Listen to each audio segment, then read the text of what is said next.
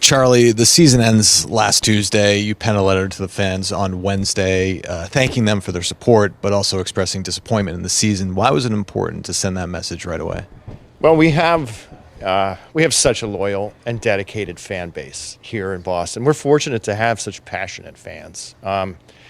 We haven't had a season like this in 10 years, or I think it's 10 years, maybe it's 8 or 10 years. It's been hard to keep track of how many, but it's the first time we've not made the playoffs, and I felt like they needed to hear our frustration, my frustration as a fan, and acknowledgement that our team needs to do better. And that starts with myself and, of course, Cam and Don and the players on the ice too. So, I felt it was time for a message so that people understood I was in the boat, so to speak, with them. You have the disappointing season, which included a coaching change in November. Familiar faces traded away, but the front office remains intact. You mentioned Cam and Don remain at the helm. For fans who might question that, how would you respond? Well, I did some of that today during our press conference. I will share that we've been in this boat before. That is having a team that's missed the playoffs and frankly building it back. We've done this. Cam and Don successfully have done this. While we did not win a Stanley Cup, we came pretty darn close. We've also set the record for the most wins in a regular season in the history of the National Hockey League. All a team that's constructed by Cam and Don.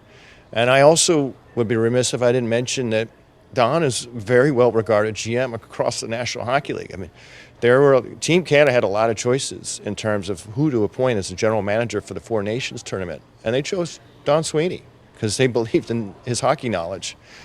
He's also an AGM for Team Canada and the upcoming Olympics. So his peers clearly recognize his skill set and appreciate it. And I feel like we need to acknowledge that too. I think there's been a lot of chatter about, geez, these guys, they put this team together, should be accountable.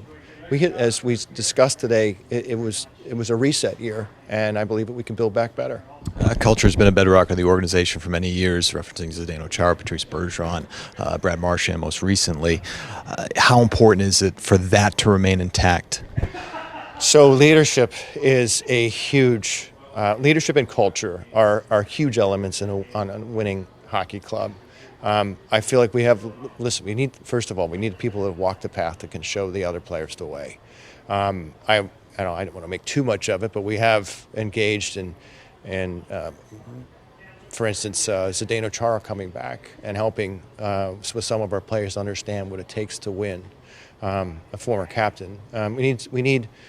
We need that in our room. I do think we have some elements of that. I mean, I heard a lot of chatter and breakup day about whether it was who's up next, so to speak, in terms of wearing the C, and I think that'll shake out in time. I don't know if that guy's in the room today, or if it is, we'll have to step up and do it. I mean, there's a lot that comes with the leadership of the Boston Bruins, and I think that'll have to emerge over time. Charlie, thanks for your time. Appreciate it. Okay, thank you.